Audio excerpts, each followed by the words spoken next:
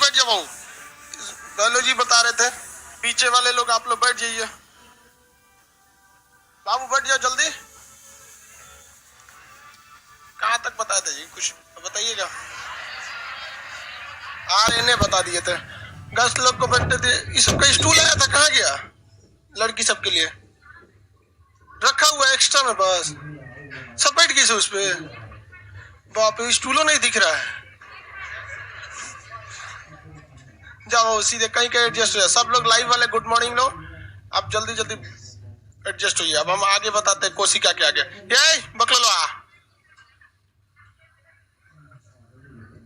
खड़ा आपके आगे। हाँ हाँ, हरा टी शर्ट। कोशिका विभाजन कौन करता है? कोशिका का विभाजन कौन करता है? हाँ, माइटोकॉन्ड्रिया की आंतरिक दीवारों को क्या कहते हैं? बीच में कोई नहीं बोलेगा। तो नहीं बतिया रहा है यहाँ बैठ के, जानता है तुम। चल चल उधर घूमो। हर नाम को इधर अट जाएगा कि नहीं उतना में निकालना, पीछे निकाले इसे। दूसरे को उधर मारेंगे हम। हटा हाथ हटा। बतियाता है, समझ में नहीं आता है, बतियाता है, थूर देंगे हम ना। कोई बतियाएगा तो हम सबको थूरेंगे। अब रे छोटका, खड़ा हो तुम, खड़ा हो खड़ा हो। बता तो माइटोकॉन्ड्रिया के आंतरिक दीवारों को क्या कहते हैं? अरे छोट को कम ना है, जितना छोट होता है सब ना बड़ी बदमाश होता है। सब दिखने में छोट होता है, सब होता बड़ी बदमाश है। सब अगवा बैठ के बतियाएगा सब। चलो बाबू देखो ध्यान से, क्रिस्टी देखो सब बताता है। वहां पे माइटोकॉन्ड्रिया की आंतरिक दीवारों को क्या कहते हैं? क्रिस्टी के नाम से जाना जाता है। आज आपको कोशिका का विभाजन चैप्टर देखते हैं। कोशिका विभाजन कैसे होता है, ये चैप्टर सबसे बड़ी उटपटांग होता है। कोशिका का विभाजन ये 3 टाइप का होता है और इसमें बड़ी सब तामझाम होते हैं। कुछ जानवरों में होते हैं, कुछ मानव में होते हैं, कुछ पेड़ पौधों में होते हैं, कुछ प्रोकैरियोटिक में, कुछ यूकैरियोटिक में। एक उटपटांग चैप्टर है जिसका नाम है सेल डिवीजन। सेल डिवीजन, इसे हिंदी में क्या कहते हैं? कोशिका विभाजन। रेडी हैं आप लोग पढ़ने के लिए? समझ जाएंगे कि नहीं? समझिए जाएंगे आप लोग, कोई दिक्कत नहीं होने वाला। सब लोग बैठिए। लोग एक आप बंगाल वाले ना, आप ही थे ना कल आए हुए थे। ये तू बहुत बड़का कलाकार आदमी है, लाओ तो देखें। ला इधर इधर। बंगाल से आए बाबू पढ़ने, मतलब ये एप्लीकेशन पे पढ़ते हैं। ऊपर ही आ जाओ, एप्लीकेशन वाले से मिलाते। ऊपर आओ। एप्लीकेशन वाले तो तुमको देख ले भाई। देखो ये भी एप्लीकेशन पे पढ़ता है। बंगाल में कहाँ के? कुछ बिहार जिला, वो दार्जिलिंग के पास है, मतलब आसाम बॉर्डर पे। आसाम का अब बता रहे थे, आसाम के यहाँ से बांग्लादेश 15 मिनट में बाइक से लोग पहुंच जाते हैं। और देखिए ये हमको फर्स्ट टाइम यहाँ पटना में देखा, मैं पूरा फोटो बना दिया। बहुत बढ़िया कलाकार आदमी है। हमको भाई तू स्केच बना के हमको कहीं मतलब देख रहे हैं, अब तक ये फर्स्ट टाइम कल आके मिला। और बंगाल से भारत में एक से एक होनहार बैठा है सब। चाइना जानते हैं आगे क्यों बढ़ गया? कुछ जो लोगों को पकड़ा कि कौन किस सेक्टर का ठीक ठाक है। जैसे वो हरा शर्ट वाला बतियाने में ठीक ठाक है। छोटका बदमाश बहुत है, मुर्गोई बदमाशी में एक नंबर है। इसका ड्राइंग में बहुत बढ़िया, देख रहे कितना बेहतरीन बनाया। और हमको देखिए सबसे बड़ा ताज्जुब इस बात का हो रहा है कि ये लड़का कभी भी हमको फेस टू फेस नहीं देखा था, केवल एप्लीकेशन में पढ़ाई करते रहता और एप्लीकेशन में देख के इतना बेहतरीन बना दिया। बहुत बढ़िया होगा ऐसे आगे। मैंने पढ़ाई उड़ाई मन लगता है ना, एकदम बढ़िया सा नौकरी लीजिए एकदम, बैठिए। और चीज है ना, फ्रेमिंग वगैरह खुद अपने हाथ से किया, मतलब इसमें कोई थर्ड पर्सन इसमें नहीं है। चाहे वो सब खरीद उरीद के लाके अपने से फ्रेमिंग को ठोक ठाक के एकदम बराबर कर दिया। बहुत बढ़िया ढंग से बनाया। हाँ इसको यहाँ लगा देंगे, अभी तो कुछ कील वगैरह नहीं है ना, वरना इसको यहाँ लगवा देंगे। हम ही है ना। आप सब पढ़ाई कीजिए बाबू, सबको माँ बाप का नाम रोशन कीजिए। हम चाहते हैं आप सब लोग का एक बार स्केच बनाया जाए। स्केच 2 ही वजह से बनाया जाता है, या तो बहुत महान काम कर दिए हैं, या तो कोई मर्डर वर्डर करके भाग गए। बढ़िया काम कीजिए ताकि स्केच बने। बबनी लोग जल्दी बैठ जाइए। जल्दी बैठाइए उसको। ए बबनी घसक ना बबनिया, लड़का बैठा देंगे वो खाली रहेगा तो। बैठ जाओ बाबू, यहाँ बैठ जाओ। चलिए स्टार्ट करते बाबू आगे। चलिए आप सब लोग एप्लीकेशन वाले मन लगा के पढ़ाई कीजिए। जब एप्लीकेशन का लड़का या लाइव सेंटर का लड़का हमको बिना देखे फोटो बना सकता है, वो भी हमारा शकल का। हमारा शकल थोड़ा दूसरे डिजाइन का है, भगवान टारगेट बैच के हिसाब से बना के भेज दिया है कि नहीं। तो उसमें आप अगर बिना देखे ये कर सकते हैं एक तरह से, तो आप पढ़ाई कितना मन से कर सकते हैं। ये दिखाता है कि आपका लगन कितना रहना चाहिए। यही तो खासियत है भारत के लड़का सब में, बस उनको निखारने की जरूरत है। अब आते हैं हम अपने टॉपिक पे, कोशिका विभाजन। कुछ तो आपके मन में इतना पता है कि कोशिका विभाजन का काम, जंतुओं में काम करने का काम ये करता है सेंट्रोसोम। कौन करता है? सेंट्रोसोम। कोशिका विभाजन का काम कौन करता है? सेंट्रोसोम। लेकिन पेड़ पौधों में कोशिका विभाजन का काम सेल प्लेट करता है। पेड़ पौधों में कोशिका विभाजन का काम सेल प्लेट करता है। सब लोग अब ध्यान से कंसंट्रेट होकर पढ़े। कोशिका विभाजन का मतलब ये हरगिज नहीं होता है कि किसी चीज को तोड़ देना, बल्कि एक कोशिका जो है अपने जैसे दो कोशिकाओं को जन्म देती है और वो कुछ समय बाद मैच्योर होकर एक नए सेल का निर्माण कर लेती है। जैसे आप सब, हम सब पृथ्वी पे जितने हैं, जब जन्म लेते हैं तो हम लोग बहुत छोटे होते हैं, लेकिन धीरे धीरे हम लोग फूल उसी शक्ल में आ जाते हैं जो माँ बाप के थे। अब कई लोग तो माँ बाप से भी हैवी हो जाते हैं कि नहीं, बड़े हो जाते हैं। जनरली आप सबकी हाइट, शारीरिक मम्मी से तो लंबे ही हो गए होंगे। हम बचपन में हम लोग मम्मी से न पाते थे, मम्मी के कंधा बराबर हो गए तो ऐसा लगता था आज बड़े हो गए। नोच के आदमी देखता था दाढ़ी मोच आया कि नहीं। लड़कों का सबसे बड़का खुशी होता है कब? मोच निकल जाता है तो मोच निकल गया। अब बस 2 साल बाद सोचा माथा का दर्द हो जाता है। तो वैसे ही कोशिका विभाजन ऐसा नहीं है कि तुरंत टूट के एक नई कोशिका बन जाएगी।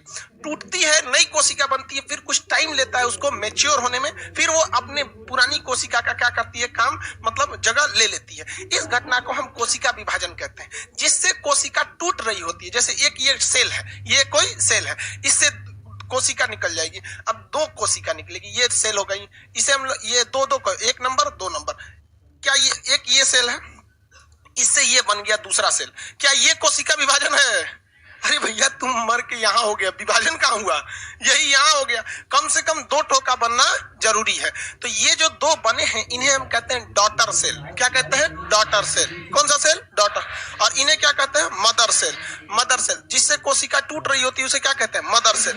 ये 3 टाइप का कोशिका विभाजन होता है। कोशिका विभाजन अगर कहेगा 3 टाइप का, एक होता है असूत्री विभाजन, कोई नियम कानून नहीं लगता है, असूत्री विभाजन। एक होता है समसूत्री विभाजन, बराबर रहेगा समसूत्री विभाजन। समसूत्री विभाजन इंग्लिश बता देते हैं, अभी इसको पहले हिंदी लिख देते हैं। अर्धसूत्री विभाजन, अर्धसूत्री विभाजन इसे कहते हैं। असूत्री हो जाते हैं एमाइटोसिस। एमाइटोसिस क्या कहेंगे? एमाइटोसिस। इसे कहते हैं माइटोसिस। क्या कहेंगे? माइटोसिस। इसे कहते हैं मियोसिस।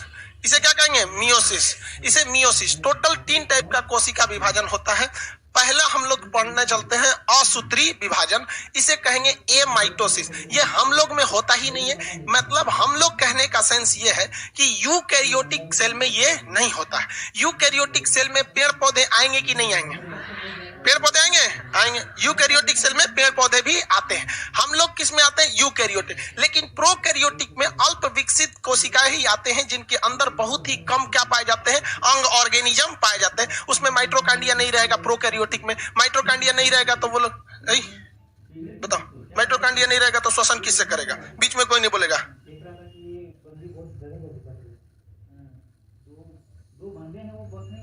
खड़ा हो, सारा कोशिका विभाजन करता है। खड़ा हो, इधर से मैं बता रहा हूँ लड़की सब में। हाँ जी, इधर में तुम ही लोग मार दो इसको, पिटवा देंगे लड़की से। घूम पीछे कौन करता है? प्रोटोप्लाज्म जीव द्रव। घूमो पीछे।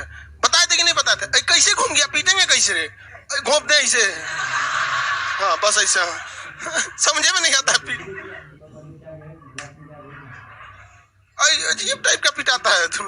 हम लोग बचपन में पता था कि सर पीटेंगे तो किस एंगल से पीटेंगे। सर भी पीटने के टाइम खुश हो जाते थे कि इतना बेहतरीन एंगल पे खड़ा हुआ है, कोई दिक्कत नहीं, आराम से इसे खड़ा हो जाता है, पीट लीजिए, काम खत्म। जीव द्रव्य करता है। कौन करता है? जीव द्रव्य करता है। हम लोग की एक टीचर थी नम्रता मैडम, बड़ी भयानक मारती थी, इतना बुरा मारती थी कि एक बार हम लोग कॉपी चेक कराना था, क्लास 4 में पढ़ते थे, सबको ही पिटाना था। तो 15-20 आदमी को फिक्स था कि ये लोग पिटाएंगे क्योंकि इनका कॉपी कंप्लीट नहीं। हम 15-20 आदमी मिलकर चंदा मिला के पंडित जी से यज्ञ करवाए थे कि उनका हृदय थोड़ा सा सॉफ्ट हो जाए, हम लोग को ना पीटे। और उस दिन वो नहीं पीटी, यज्ञ काम कर गया। भगवान कभी कभी सुन लेता है, नहीं तो बड़ी मार मारती थी। तो अर्धसूत्री विभाजन जो होता है वो प्रोकैरियोटिक में होता है, जिनके अंदर माइटोकॉन्ड्रिया तक नहीं होता है। वो जीव द्रव्य से क्या करते हैं, श्वसन का काम करते हैं ये लोग। तो इसमें कोशिका विभाजन में कोई टाइम ही नहीं लगता है प्रोकैरियोटिक कोशिका में। यहाँ पर हम सबसे पहले लिखते हैं कि ये किसमें होगा भैया, प्रोकैरियोटिक में। किसमें होगा, प्रोकैरियोटिक में होगा। किसमें, कहाँ गया जी, प्रोकैरियोटिक सेल में होता है। ये क्या होता है, बहुत ही मतलब सिंपल होता है। इसको ये कोशिका विभाजन में बहुत ज्यादा तामझाम नहीं होता है। ये किसमें होगा, केवल और केवल प्रोकैरियोटिक में। इसमें कुछ तामझाम नहीं होता। देखिए एक सेल रहता है, ये एक मदर सेल है। क्या है, मदर सेल। मदर सेल हो गया। ये मदर सेल के अंदर एक पाया जाएगा आपका न्यूक्लियस। क्या पाया जाएगा, न्यूक्लियस। वैसे भी प्रोकैरियोटिक में ज्यादा चीज तो होता ही नहीं है। सोच रहा क्या पाया जाता है, एक मेन तो न्यूक्लियस होता है, और राइबोसोम भी पाया जाएगा। तो 70S वाला, कौन सा, 70S वाला। 70S वाला ज्यादा प्रोटीन बनाएगा, नहीं बनाता है। ये मदर सेल हो गया। धीरे धीरे क्या होता है, ये मदर सेल का साइज बड़ा हो जाता है। मदर सेल का साइज क्या हो जाता है, बड़ा हो जाता है। ये मदर सेल क्या हो गया, बड़ा हो गया। फूल के क्या हो जाता है, बड़ा हो जाता है। और केंद्रक भी क्या हो जाने लगता है, बड़ा होने लगता है। उसके बाद एक समय ऐसा आता है कि ये मदर सेल 20 से पचक जाता है। ये मदर सेल 20 से इस तरह से पचक जाएगा, 20 से पचक जाता है। और इसका जो केंद्रक होता है ये भी टूटने के कगार पे आ जाता है। केंद्रक भी क्या होता है, टूटने के कगार पर हो जाता है। उसके बाद धीरे धीरे ये बीच का हिस्सा जो होता है आपस में ज्वाइंट कर जाएगा। अब आप बताइए भाई, इसका बीच का हिस्सा आपस में ज्वाइंट करेगा तो एक सेल इधर हो गया, एक सेल इधर हो गया। टोटल कितने सेल निकल गए, 2। और ये केंद्रक भी क्या हो गया, बढ़ गया। और आगे जाकर ये पूरी तरह इसकी तरह धीरे धीरे कुछ समय में क्या हो जाएगा, मैच्योर हो जाएगा। क्या हो जाएगा, टाइप का कोशिका विभाजन जो होता है, सबसे simplest form of cell division is a mitosis. असूत्री विभाजन का सिंपली कितनी भाग में बढ़ते हैं, simplest form of cell division is a mitosis, असूत्री विभाजन। इसमें एक कोशिका जो होती है, क्या होती है, एक कोशिका सिंपली कितनी भाग में बढ़ जाती है, 2 भाग में। ये फर्स्ट स्टेप, ये सेकंड सब चालू हुआ है, सेकंड स्टेप, ये थर्ड स्टेप, फोर्थ स्टेप में क्या बन गया, 2 सेल।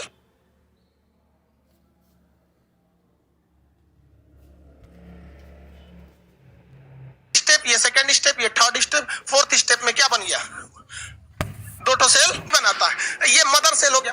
धीरे धीरे क्या होता है, ये मदर सेल का साइज बड़ा हो जाता है। मदर सेल का साइज क्या हो जाता है, बड़ा हो जाता है। ये मदर सेल क्या हो गया, बड़ा हो गया। फूल के क्या हो जाता है, बड़ा हो जाता है। और केंद्रक भी क्या हो जाने लगता है, बड़ा होने लगता है। उसके बाद एक समय ऐसा आता है कि ये मदर सेल 20 से पचक जाता है। ये मदर सेल 20 से इस तरह से पचक जाएगा, 20 से पचक जाता है। और इसका जो केंद्रक होता है ये भी टूटने के कगार पे आ जाता है। केंद्रक भी क्या होता है, टूटने के कगार पर हो जाता है। उसके बाद धीरे धीरे ये बीच का हिस्सा जो होता है आपस में ज्वाइंट कर जाएगा। अब आप बताइए भाई, इसका बीच का हिस्सा आपस में ज्वाइंट करेगा तो एक सेल इधर हो गया, एक सेल इधर हो गया। टोटल कितने सेल निकल गए, 2। और ये केंद्रक भी क्या हो गया, बढ़ गया। और आगे जाकर ये पूरी तरह इसकी तरह धीरे धीरे कुछ समय में क्या हो जाएगा, मैच्योर हो जाएगा। क्या हो जाएगा, मैच्योर हो जाएगा। तो सबसे सिंपल टाइप का कोशिका विभाजन जो होता है, सबसे simplest form of cell division is a mitosis, असूत्री विभाजन। इसमें एक कोशिका जो होती है, क्या होती है, एक कोशिका सिंपली कितनी भाग में बढ़ जाती है, 2 भाग में। ये फर्स्ट स्टेप, ये सेकंड स्टेप, ये थर्ड स्टेप, फोर्थ स्टेप में क्या बन गया, 2 सेल बन गए। सर इसको आप लोग भी किसी चीज का विभाजन करते होंगे ना, तो यही असूत्री विभाजन का रूल फॉलो करते हैं। कैसे, देखिए आप लोग, महिलाएं लोग जब आटा सानती हैं तो जो आटा का लोई बनाती है तो कभी कभी लोई बड़का बन जाता है, तो समझ में आता है कि इसका साइज थोड़ा सा छोटा करना चाहिए। तो महिलाओं में देखेंगे ऐसे रोटियां सानते सानते ना, ऐसे तन तन दाब दाब के आटा को नीचे ले आके छोट करके तन से निकाल के साट देते। ले देखें कि नहीं देखें, लड़का लोग नहीं करता। अरे लड़का उसको मतलब ही नहीं है, इतना बड़ा रोटी है बन गई, मैंने खा रहे। और लड़की सब रोटी बनाएगी तो सेम साइज का सब, वो रोटियों में मेकअप कर देती है सब। लड़का को कोई दिक्कत नहीं, निकालने के बाद देखता है ये कोर के तो कच्चे, ओके दाब के तावा हटा के आगिए में डाल देते हैं। चलता है आप, और लड़का सबको पचोच भी जाता है ये सब। चलो ध्यान से समझो। तो ऐसा आप इसको देखें कि नहीं, इस तरह से किया जाता है कि नहीं किया जाता है। लोही अगर बड़ा हो गया तो उसको क्या करते हैं, पचका के सबसे पहले उसको क्या किया, बीचवा में से पचका दिया जाता है, उसको नोच के सटा दे ले और उसका बढ़िया से थाप तुप के रख दो। तो असूत्री विभाजन बहुत ही सिंपलेस्ट फॉर्म होता है। क्या हम लोग में होता है, पेड़ पौधों में होता है, किसमें होता है, किसमें, प्रोकैरियोट। किसमें होगा, प्रोकैरियोटिक में। ये कोशिका में एक मदर सेल कितने डॉटर सेल में बढ़ती है, 2। किसने में, 2। क्या ये हम लोग में होगा, प्रोफेज एनाफेज ये सब में नहीं बबुआ, माइटोसिस में होगा। प्रोफेज एनाफेज, अब माइटोसिस में आते हैं। मियोसिस हम लोग में होता ही नहीं, सिंपल का है भैया, एक कोशिका 2 में बढ़ गई, कौन सा खत्म हो गया, असूत्री विभाजन। ये थोड़ा बड़ा होता है समसूत्री, इसको मिटा दे। ये तो समझ ही गए होंगे आप लोग। समसूत्री विभाजन ये किसमें होगा भैया, यूकैरियोटिक में होगा। किसमें, यूकैरियोटिक में होगा। यूकैरियोटिक में होता है। और ये जो विभाजन होता है इसमें जितनी कोशिका टूटती है उतनी ही कोशिका बन जाती है। जैसे मान के चलिए 10 कोशिका टूटी, कितनी कोशिका, 10 कोशिका, तो बनेगी कितना, 10 ही बनेगा। कितना बनेगा, 10। इसीलिए इसका नाम क्या है, समसूत्री विभाजन। जितना टूटा है उतने बनेगा, जितना टूटा है उतना ही बन जाता है, इसलिए इसे क्या कहते हैं, समसूत्री विभाजन। ये जब भी होगा तो ये होता है सोमेटिक सेल में। किसमें होगा, तो भैया तो ये तो होगा यूकैरियोटिक में, उसके बाद होगा किसमें, सोमेटिक सेल। किस सेल में, सोमेटिक सेल में। सोमेटिक सेल को हम लोग हिंदी में कहते हैं कायिक कोशिका। कौन सी कोशिका, कायिक कोशिका। हमारे शरीर में 99% कोशिकाएं कैसी हैं, कायिक कोशिका। कायिक कोशिका का मतलब होता है वैसी कोशिका जिससे हमारी शरीर की काया बनी हुई है। तो भैया हमारी शरीर की तो पूरा काया है, ये बाल भी शरीर का हिस्सा है, नाखून, हड्डी, त्वचा, मांस, सब चीज तो उसी का हिस्सा है। हमारा पूरा शरीर किससे बना होता है, कायिक कोशिका से बना होता है। तो 1% जो होता है वो जनन कोशिका होती है। 1% क्या होती है, जनन कोशिका। अब मेल में जनन कोशिका स्पर्म के रूप में रहेगी और फीमेल में जनन कोशिका ओवम के रूप में रहेगी। क्या जनन कोशिकाओं में समसूत्री विभाजन देखने को मिलता है, नहीं। जनन कोशिका में कभी भी समसूत्री विभाजन देखने को नहीं मिलेगा। अब आपका दिमाग ऑटोमेटिक काम कर रहा होगा, जनन कोशिका में कौन सा काम करेगा, कोशिका गलत लिखा हुआ है। अच्छा यार, तो तुम लोग इतना काहे ध्यान देता, ले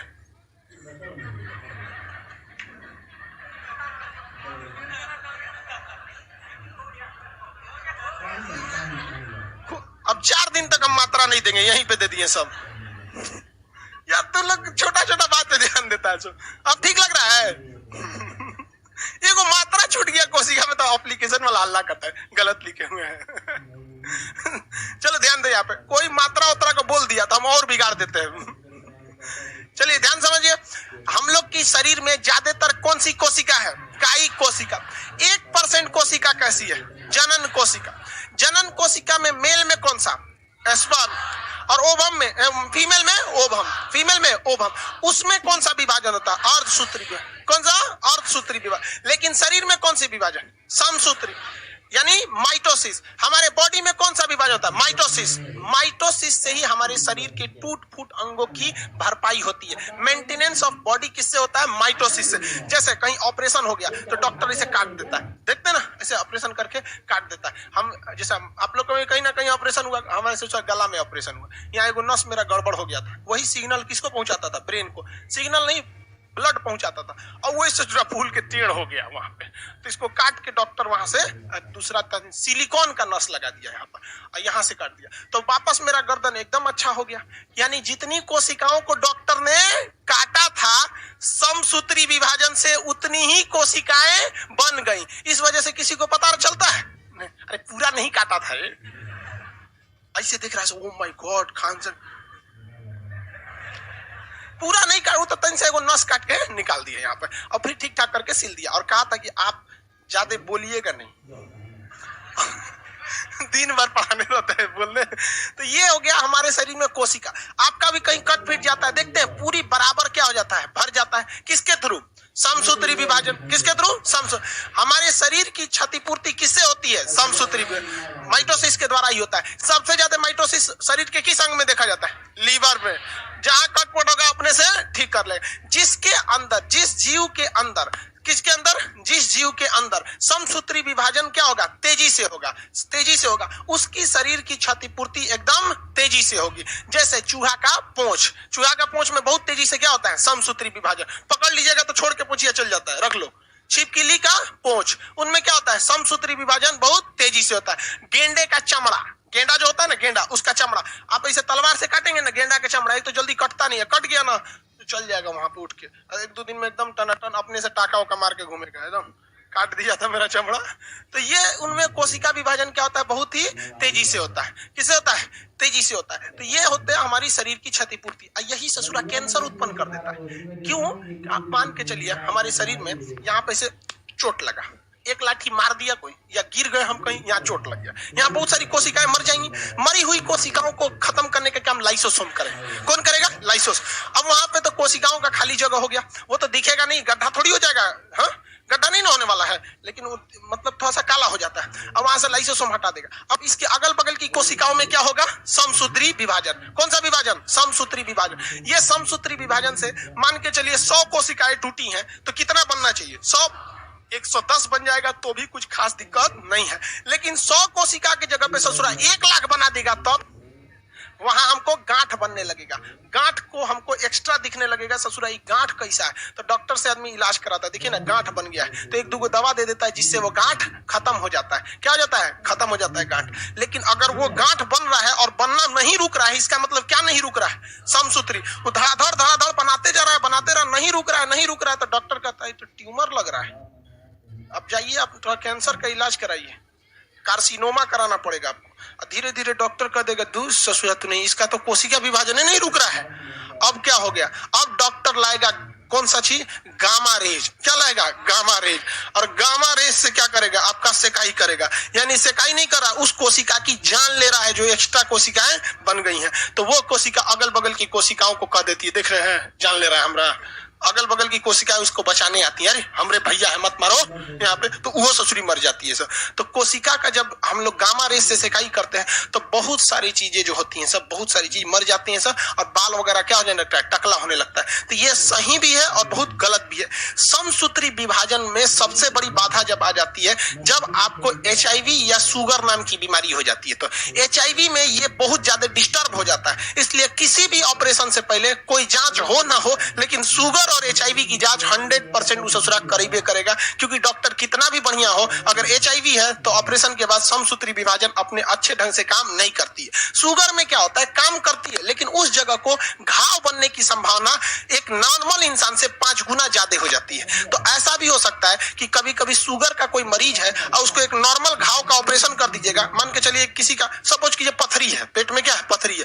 और उसको शुगर भी, ऑपरेशन किया तो सब सही हो गया, टाका भी लगाया सही हो गया, लेकिन उस ससुरा घाव बनने की संभावना आम आदमी से 5 गुना ज्यादा होता है। अगर उसका शुगर हाई है तो अब वो टाका लगल है, वहां घाव बन जाएगा, घाव बनता है तो मांस एकदम ढीला हो जाता है, अब टाका सड़ जाएगा, वहां पे ले छेद हो गया, सब गिरने लगेगा, ऐसे किडनी उडनी पकड़िए, अब ले जा रहा है, लीवर गिर गया, स्प्लीन सब देखते रहिएगा। और डॉक्टर को गरियाएगा कैसे सिला था रे, सब लीक कर गया। तो इसलिए डॉक्टर पहले करता है, तेरा लीक कर जाएगा, पहले चेक करा के आओ। समझा गया कि नहीं? हाँ, HIV और एड्स दोनों एक ही चीज होता है। वायरस का नाम क्या है? HIV। जिस तरह वायरस का नाम क्या है? कोरोना। वायरस का नाम क्या है? कोरोना। कोरोना से कौन सी बीमारी होती है? कोविड-19। तो HIV से कौन सी बीमारी होती है? एड्स। HIV से कौन सी होती है? एड्स। वही हो गया यहाँ पे। समसूत्री विभाजन एग्जाम के पॉइंट ऑफ व्यू से इसके स्टेजेज को पूछ देता है। अब जैसे आप ही बताइए, ये होता ससुरा यूकैरियोटिक में, तो यूकैरियोटिक सेल में 20 गो झमेला, mitochondria, endoplasmic reticulum, nucleus, cytosome, lysosome, vacuoles, 50 गो चीज होता है। तो कोशिका विभाजन जब कीजिएगा तो बंटवारा भी तो कीजिएगा, नहीं कीजिएगा बंटवारा? तो बंटवारा करेंगे तो कैसे करेंगे? ऐसे माइटोकांड्रिया नोच दीजिएगा, ले एगो तू ले ले, एगो ही ले ले, पता चला माइटोकांड्रिया के अंदर का सारा चीज बह गया वहीं। अब एगो अंडा है उसको तूर दीजिएगा, ले तुम लो, एगो तुम लो, सब चल गया, यहाँ पे दिक्कत हो जाएगा। यही तो मेन समस्या होती है किसमें? समसूत्री विभाजन में। तो समसूत्री विभाजन के टोटल 5 स्टेज होते हैं। कितने स्टेज? 5। समसूत्री विभाजन और ऐसे नहीं हो जाता और असूत्री की तरह। एक कोशिका है, बड़ा कीजिए, साइड से पचका के तोड़ दीजिए, ऐसे नहीं हो सकता है। अगर ऐसे करेंगे तो क्या हो जाएगा? सपोज कीजिए जिस तरह से असूत्री विभाजन हुआ था, यानी एमाइटोसिस हुआ था, अगर उसी तरह हम माइटोसिस को करेंगे तो क्या होगा? इसके अंदर माइटोकांड्रिया है, लाइसोसोम है, 25-30 गो अंग है सब, और उसको एक पुला कैसे तोड़ेंगे तो पता चला ए में माइटोकांड्रिया गया, ए में नहीं गया। कुल वैक्यूल्स इसमें चला है, इसमें गई भी नहीं किया, इसमें राइबोसोम आ गया, उसमें आई भी नहीं किया। तो कोशिका विभाजन तो हो जाएगा, लेकिन एगो कोनो काम करेगा, एक तो कोनो काम नहीं करेगा। समझ में आ रहा है कि नहीं आ रहा है? किसी को कोई दिक्कत? तो इसके कितने स्टेज होते हैं? 5। कितने स्टेज? 5। सबसे पहला होता है इंटरफेज। कौन सा होता है? इंटरफेज। कौन सा फेज? इंटरफेज। दूसरा होता है prophase. Interphase, prophase, interphase, prophase. ये पीडीएफ क्या कर रहे हैं लोग? देखिए पीडीएफ नहीं मिला है क्या? देखिए बहू, अरे कोई भी दो ना। क्या लिख दिया? गलत लिख दिया। अरे थोड़ा इधर उधर होगा, अभी सुधार देते हैं।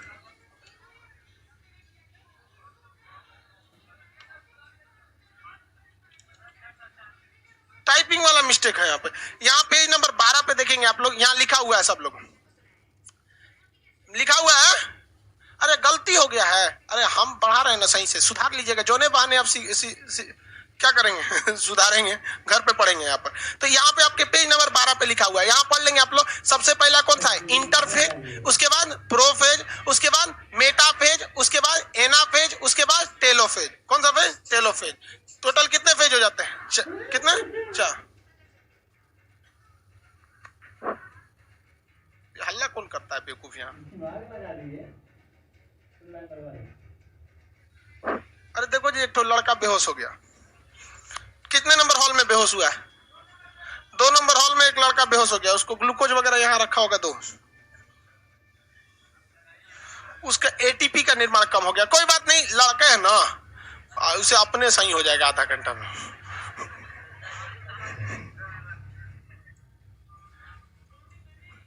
चलिए ध्यान दे दो, एक लड़का बेहोश हो गया बेचारा। पहला स्टेज का नाम इंटरफेज। कौन सा? इंटरफेज। इंटरफेज। दूसरा प्रोफेज। तीसरा मेटाफेज। मेटाफेज। चौथा एनाफेज। चौथा, पांचवा टेलोफेज। पहले चारों फेज तो याद रखिए, ओके बाद में हम समझेंगे इसमें होता क्या है। पहले फेज तो याद रखना है, नहीं याद रखना है? खरगोश कोई दिक्कत? खड़ा हो खरगोश। क्षतिपूर्ति किस अंगों से होती? किस तरह के विभाजन से क्षतिपूर्ति होती है? समसूत्री विभाजन। कितने अवस्थाएं होती हैं? कितनी अवस्थाएं? 5 अवस्था। जो कोशिका टूट रही होती है उसे क्या कहते हैं? जो टूट रही है, डॉटर या मदर?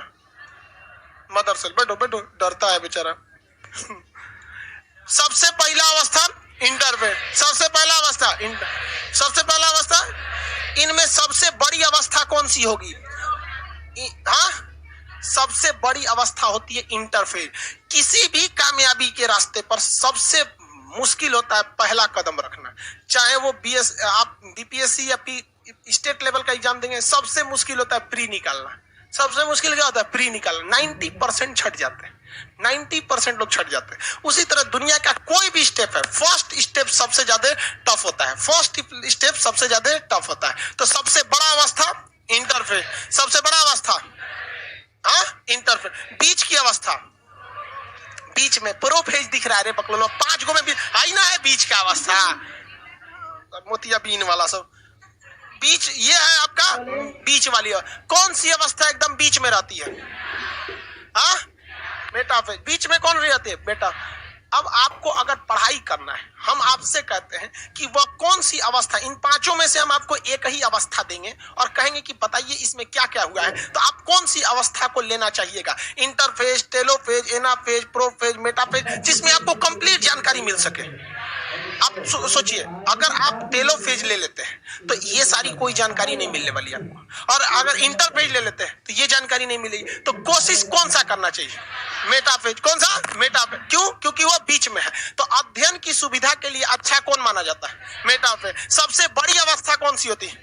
सबसे बड़ी अवस्था, सबसे बड़ी अवस्था, सबसे बड़ी अवस्था अध्ययन की सुविधा के लिए, अध्ययन की सुविधा के लिए सबसे छोटी अवस्था होती है एनाफेज।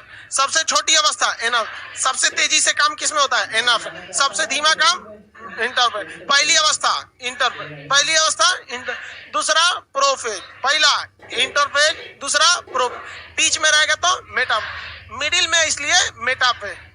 टेल मतलब होता है पूंछ, अब पूंछ हमेशा कैसा होता है लास्ट में, तो लास्ट वाली अवस्था टेलोफेज, लास्ट वाली टेलो, उससे पहले एनाफेज, उससे पहले कौन सा होगा एना, चारों याद रहेगा कंफर्म। पहली अवस्था, पहली दूसरी प्रोफेज, दूसरी प्रोफेज, दूसरी तीसरी मेटाफेज, तीसरी मेटाफेज, तीसरी चौथा पांचवा टेलोफेज, पांचवा टेलोफेज। टोटल कितनी अवस्था? 5। सबसे बड़ी अवस्था, सबसे छोटी अवस्था, अध्ययन के लिए सबसे अच्छी अवस्था कौन सा है? मेटाफेज। कौन अवस्था? मेटाफेज। चलिए अब ये होता क्या चीज है समझिए। ये एक कोशिका है यूकैरियोटिक की, इसमें क्या चीज है? माइटोकॉन्ड्रिया है, गोल्जी बॉडी है, वैक्यूल्स है, एंडोप्लाज्मिक रेटिकुलम है, राइबोसोम है, लाइसोसोम है, सेंट्रोसोम, न्यूक्लियस, बहुत सारी चीजें है कि नहीं? अरे छोड़िए, लगभग तो बना ही दिए यहाँ पर। इसके अंदर और क्या चीज लिक्विड है, क्या नाम है उसका? जीव द्रव या कोशिका द्रव, जीव द्रव या कोशिका द्रव। इसको हम असूत्री विभाजन की तरह खींच के नहीं तोड़ सकते। सबसे पहले तो हमको ये ध्यान रखना है कि तोड़ने से पहले सबसे ज्यादा ध्यान, अगर हम इसे तोड़ रहे हैं तो सबसे बचाकर हमें 2 चीज को तोड़ना है। लाइसोसोम को बचा के, कहीं ससुरा तोड़ने में ये लीक कर गया तो इसके अंदर कौन सा एंजाइम है? जल अपघटक एंजाइम, हाइड्रोलाइटिक एंजाइम। अगर ये टूटा तो सब मर जाएंगे सर। तो एक इसको बचा के रखना है और दूसरा न्यूक्लियस को बचा के रखना है, क्योंकि सारा जेनेटिक इंफॉर्मेशन यानी जेनेटिक कोड किसके पास है? और किसको पता है कि टूटने के बाद बनना क्या है? न्यूक्लियस। और भले तोड़ने का काम कौन कर रहा है? सेंट्रोसोम। तोड़ने का काम कौन करता है? लेकिन सेंट्रोसोम को कुछ पता होता है, कर्मचारी है ये। क्या है? कर्मचारी। मेन अधिकारी कौन है? और यहाँ दंडाधिकारी कौन है? मार देगा सबको। अब भयानक समस्या ये हो जाती है कि हम इसमें करें क्या करें। तो सबसे पहला कौन अवस्था होता है? इंटरफेज। पहला अवस्था इंटरफेज। इंटरफेज अवस्था में मुख्य ध्यान रखा जाता है, हम लोग यहाँ पहले लिखते हैं इंटरफेज। इंटरफेज में सबसे पहला ध्यान रखा जाता है कि ये न्यूक्लियस के अंदर क्रोमोजोम को, किसे? क्रोमोजोम को। क्यों? क्रोमोजोम ससुरा कैसे होता है सर? जोड़ा में होता है सर। तो विभाजन करना है तो अलग अलग तोड़ देते हैं। अरे क्रोमोजोम इसी तरह से ना होता है जी, इस टाइप का, तो इसको तोड़ देते हैं। तो पहली अवस्था में ध्यान रखा जाता है कि इसको तोड़ा जाए, क्रोमोजोम को अलग किया जाए। किसे अलग किया जाए? क्रोमोजोम को अलग किया जाए। और जहां क्रोमोजोम को अलग करेंगे तो डीएनए भी तो अलग हो ही जाएगा। अरे क्रोमोजोम में तो डीएनए है, तो क्रोमोजोम को अलग करेंगे तो क्या अलग हो जाएगा? क्रोमोजोम को अलग करने से डीएनए। अब हम आपसे एक सवाल पूछते हैं, पहले यहां लिख देते हैं क्रोमोजोम को अलग किया जाएगा। क्रोमोसोम, जोम बोल देते हैं क्या हम? क्रोमोसोम सब एक क्या होता है? क्रोमोसोम। क्रोमोसोम क्या होता है? अलग होता है। इसका मतलब क्या अलग होता है? डीएनए अलग, डीएनए अलग हो जाता है। आप बताइए, जब हम ये न्यूक्लियस है, यहां हम एक न्यूक्लियस को बड़ा सा बना देते हैं, यही न्यूक्लियस हम यहां बना रहे हैं ताकि आप अच्छे से समझ सके। इसके अंदर क्या है? क्रोमोसोम। इसे हम लोग क्या करते? किस फेज में ये क्रोमोसोम अलग होते हैं? इंटरफेज। इंटरफेज में। इसके बाद क्या हम क्रोमोसोम को अलग किए बिना, क्रोमोसोम कितने होंगे? 46, जोड़ा में 23। जब अलग हो जाएंगे तो क्रोमोसोम कितने होंगे? 46। जोड़ा होने का सवाल पैदा नहीं होता है। क्वेश्चन कहेगा किस ऐसी, कौन सी ऐसी अवस्था है जिसमें क्रोमोसोम जोड़ा में होता ही नहीं है? इंटरफेज। क्योंकि क्या हो गया? अलग हो गया। इस अगर हम इंटरफेज में क्रोमोसोम को अलग नहीं करते और क्रोमोसोम को अलग किए बिना ही हम केंद्रक को तोड़ देते, केंद्रक को क्या करते? तोड़ देते, तो क्या ये कोशिका विभाजन सफल हो पाती? कभी नहीं हो पाती। क्योंकि मेन दिक्कत है कि केंद्रक तोड़ना बड़ी बात नहीं है, केंद्रक के अंदर जो क्रोमोसोम है और उस क्रोमोसोम में क्या लगा हुआ है? डीएनए। इसे बचा के रखना है, वरना अगली कोशिका में जाएगा ही नहीं, वो कोशिका किसी काम की नहीं रह जाएगी। तो पहली अवस्था कौन सी होती है? इंटरफेज। इसमें किस चीज का विभाजन होता है? क्रोमोसोम। और क्रोमोसोम का विभाजन होगा तो क्या विभाजित हो जाएगा? डीएनए। क्या हो जाएगा? डीएनए। अब इसके बाद किसका विभाजन करना है? केंद्रक का। क्या पहले क्रोमोसोम का विभाजन जरूरी है कि पहले केंद्रक का? जब क्रोमोसोम का विभाजन हो जाएगा तो डीएनए ऑटोमेटिक क्या हो जाएंगे? साइड हो जाएंगे। तो ये देखिए, ये इंटरफेज के पहले की अवस्था हो जाएगी, ये इंटरफेज के बाद की अवस्था हो जाएगी। इसमें क्या हो गए हैं? सब क्रोमोसोम अलग हो गए हैं सब। अब हमको चाहिए कि आधा ऊपर, आधा इस साइड, आधा इस साइड रख ले। अब बताइए भैया, अब तो क्रोमोसोम यहाँ हट गए सब। दूसरी अवस्था का नाम बोलेंगे प्रोफेज। कौन सा फेज? प्रोफेज। कौन अवस्था? प्रोफेज। प्रोफेज जो अवस्था होती है, इस अवस्था में हमको किसको अलग करना है? केंद्रक को अलग करना है। किसको अलग करना है? केंद्रक को। तो क्वेश्चन आएगा, केंद्रक का विभाजन किस अवस्था में होता है? केंद्रक विभाजन किस अवस्था में? प्रोफेज में। सबसे बड़ी अवस्था, सबसे बड़ी अवस्था क्रोमोसोम का विभाजन इंटरफेज, डीएनए का विभाजन इंटरफेज। जब क्रोमोसोम और डीएनए अलग हो गया तो दूसरी अवस्था का नाम प्रोफेज। दूसरी अवस्था में किसका विभाजन होता है? हाँ, न्यूक्लियस। सबसे मेन झमेला किसको लेकर था? न्यूक्लियस को। लाइसोसोम को केवल फटने से बचाना है। लाइसोसोम को किससे बचाना है? फटने से बचाना, ना कि हमें उसको ये करना है कि भैया तुमको बहुत काम झामे अंदर, उसके अंदर तो लिक्विड भरा है, उसको थोड़ी ना अलग करना है, बस दो भाग में बांट दीजिए, आधा इधर चला जाएगा, आधा इधर चला जाएगा। अब हम लोग किस अवस्था में आते हैं? मेटाफेज। कौन सा phase? Metaphase. Metaphase, metaphase. Metaphase में मुख्य रूप से अध्ययन के लिए यह अच्छा इसलिए माना जाता है कि जब कभी भी समसूत्री विभाजन यानी माइटोसिस हो रहा है, समसूत्री विभाजन यानी माइटोसिस हो रहा है, तो इस अवस्था में अब बाकी सारे अंग टूटने के लिए रेडी होते हैं। अब तक हम लोग मेन फोकस किस पे किए थे? पहली अवस्था में क्रोमोसोम पर और दूसरी अवस्था में न्यूक्लियस पे। ये मेन चीज होते हैं, इनको हम लोग फरियादी हैं। अब ई लोग को फरियाना बाकी है। मेटाफेज में हम लोग को ध्यान रखना है कि अब हमें बाकी अंगों को तोड़ना है। तो अंगों को तोड़ने से पहले मान के चले लाइसोसोम को तोड़ दिए तो इसका लिक्विड बाहर आ जाएगा, बाहर आ जाएगा। तो इसको बीच से बांध देते हैं। क्या कर देते हैं? बांध देते हैं। और बांधने के बाद दोनों को क्या कर देंगे? अलग कर देंगे। जिस तरह से दीपावली के या फिर दशहरा वगैरह में जो गुब्बारा बेचता है, देखते हैं गुब्बारा, वो गुब्बारा एगो पतरका गुब्बारा होता है, उसमें बंदर बिल्ली उल्ली कुछ बना देता है, गुब्बारा फुला देता है, अब बीच में रस्सी बांध देता है। देखे बीच में क्या बांध देता है? रस्सी। तो आधा हवा इधर, आधा हवा इधर, तो रस्सी बांध देंगे तो क्या उसका डिजाइन चेंज हो सकता है कि नहीं? नहीं समझते सब, गुब्बारों नहीं देखा है सब। एक इस टाइप का गुब्बारा मान के चलिए बैलून है, तो उसको ऐसे रस्सी बांधेंगे ना तो इस टाइप का हो जाएगा। यहाँ से गुब्बारा को ऐसे मोड़ दीजिएगा तो क्या हो जाएगा? इस टाइप में हो जाएगा। अब बीच में रस्सी बांध दीजिए, यहाँ पे इधर वाला इधर हो गया, इधर वाला इधर हो गया। तो भगवान भी ना एगो रस्सी रख ले जिसका नाम है स्प्लेंडर फाइबर। क्या नाम है? Splendor fibre. क्या नाम है? Splendor fibre.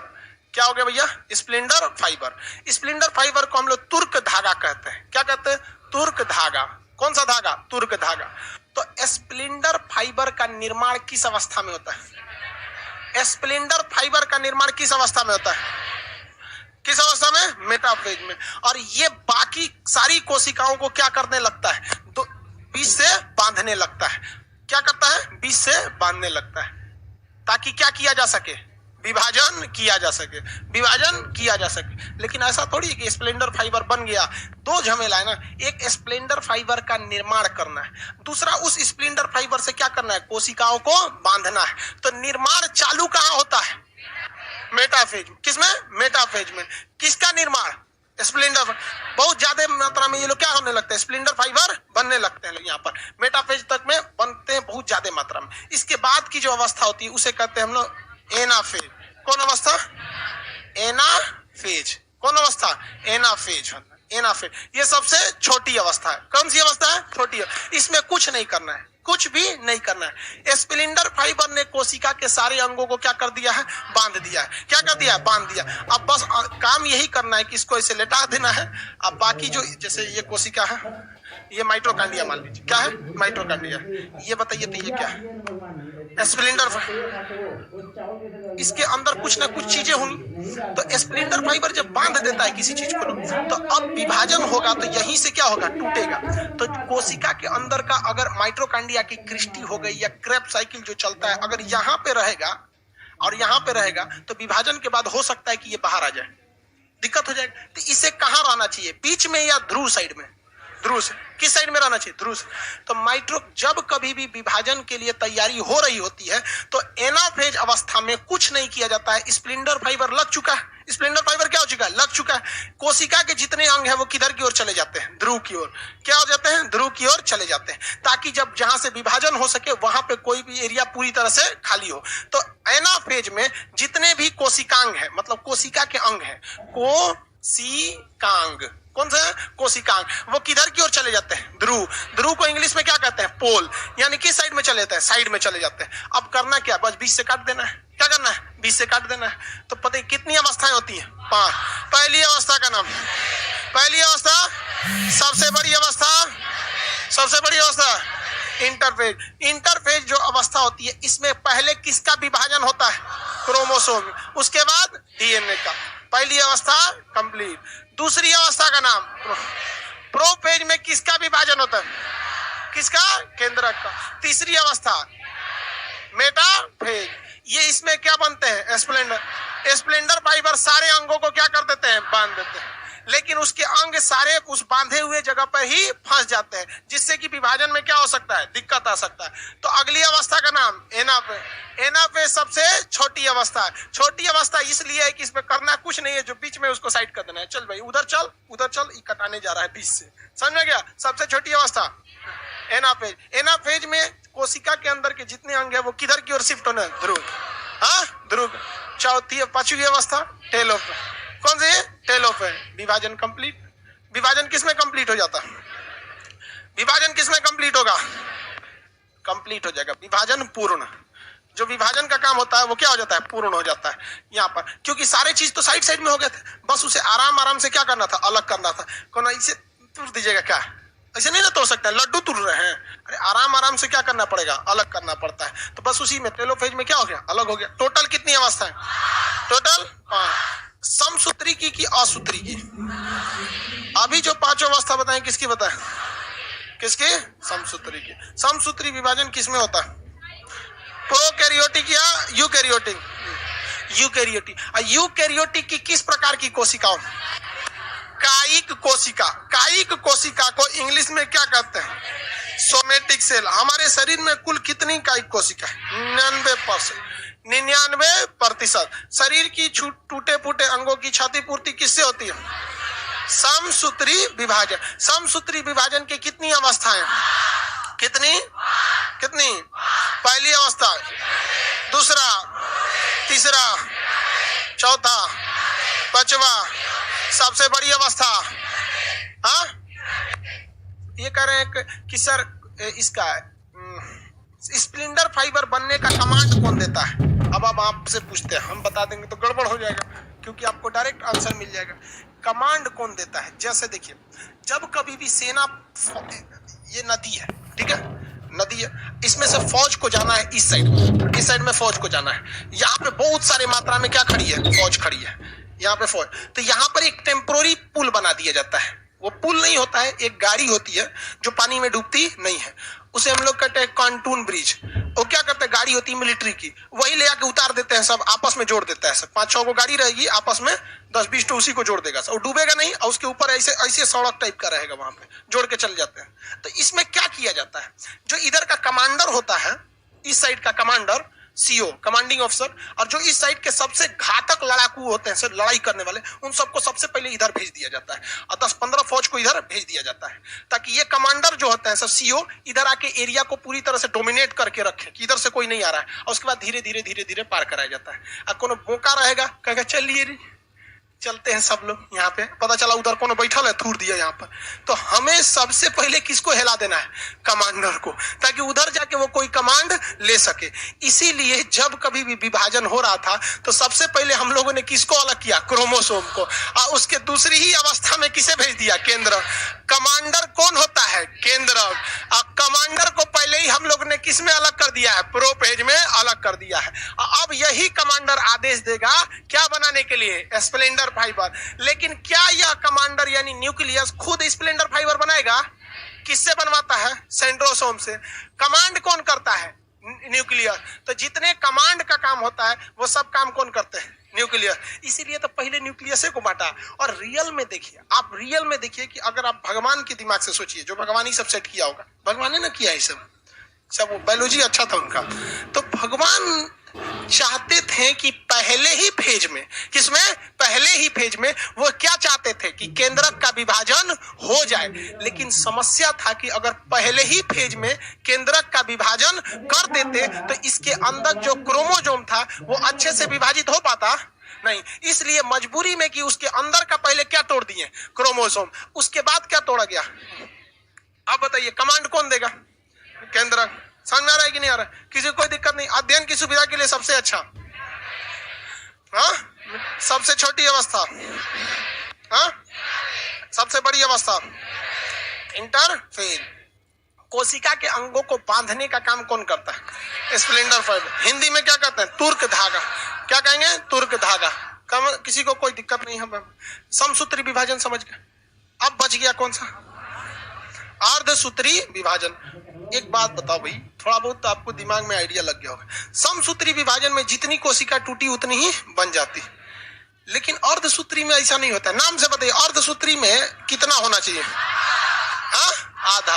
अर्धसूत्री में पूरा दिए तो बवाले हो जाएगा, अर्धसूत्री विभाजन में पूरा दे देंगे तो बवाल हो जाएगा। हमको पूरा का पूरा कंप्लीट किसमें करना है, समसूत्र। इसमें क्या करना है, आधा ही करना है। क्यों आधा करना है, थोड़ा सा शॉर्ट में समझिए। ये जब भी होगा तो कब होगा, जनन कोशिकाओं में, यानी स्पर्म और ओवम में, यानी मेल और फीमेल। ये कहाँ होता है, जब जनन रिप्रोडक्शन होता है तब। अब बताइए मेल में कितने क्रोमोसोम, 46। अब फीमेल में, हाँ, दुनिया में कोई भी मानव जाति है, सबके सब में कितने क्रोमोसोम, 46। कितने क्रोमोसोम। अब एक बात बता भैया, जनन के समय क्या समसूत्री होता है,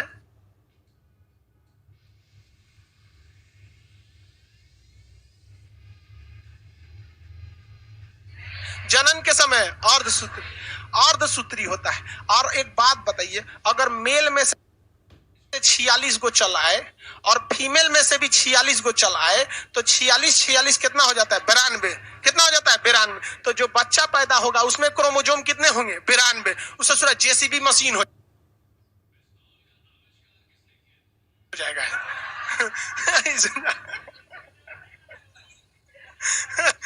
तो भगवान होशियार था, कहा कि एकरा पहले आधा कर। क्या कर, आधा कर। यानी मेल में से कितना आएगा, 23 गो, और फीमेल में से 23 गो। तो आधा मेल में से आधा फीमेल में से, इसलिए इसे कहते हैं अर्धसूत्री।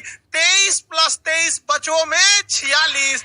नहीं तो क्या बन जाएगा, जेसीबी बन जाएगा, खतरनाक हो जाएगा वहां पे। तो अर्धसूत्री विभाजन का मतलब समझ आ रहा है। 46 जोड़ रहा हूं, अरे भैया 46 जोड़ राक्षस बनाएगा वो। इसी में सबसे बड़ा गलती हो जाता है। मेल में से आना चाहिए कितना, 23। फीमेल में से आना चाहिए 23।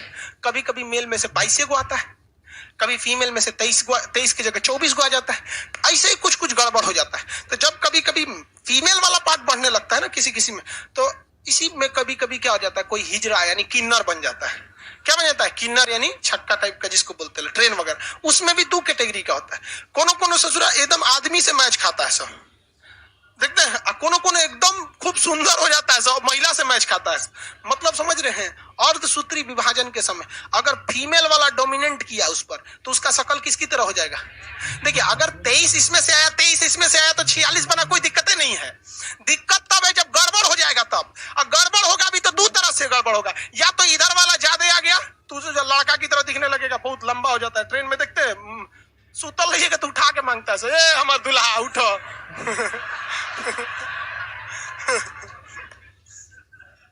उन लोग को पैसे दे देना चाहिए। उन लोग को पैसे क्या करना है, दे।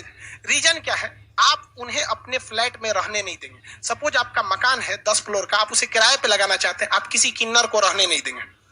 आप उसे नौकरी पे नहीं रखेंगे, कहीं नौकरी पे नहीं रखेंगे तो करेगा क्या वो। अब भाई स्कूल में जल्दी पढ़ने नहीं दिया जाता, पढ़ाई में भी उनको बहुत मतलब अजीब नजर से लोग देखते हैं। तो सरकार ने बहुत सारे नियम बनाए। सफाई कर्मी में उनको रखा गया, उसके बाद से उन्हें अब पुलिस डिपार्टमेंट वगैरह में भी रखा गया, बिहार पुलिस में। और पुलिस डिपार्टमेंट में तो हम तो कहते हैं सरकार से कि पुलिस डिपार्टमेंट में इनको ज्यादा से ज्यादा भर्ती करना चाहिए।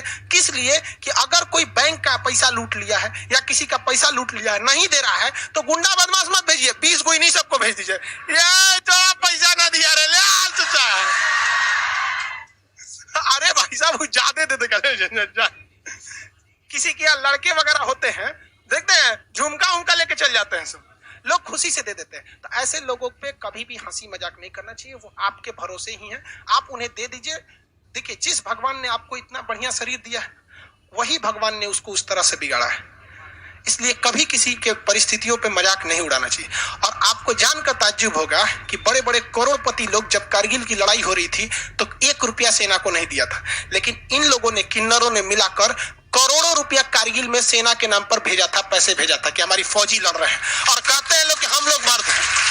बताइए ये कितना उन लोग, ये सारी चीजें थोड़ा इंसानियत है। देखिए पढ़ाई का मतलब ये नहीं होता है केवल पढ़ लिख के नौकरी ले लीजिए, ये तो पढ़ाई का एक सबसे छोटा अंग है।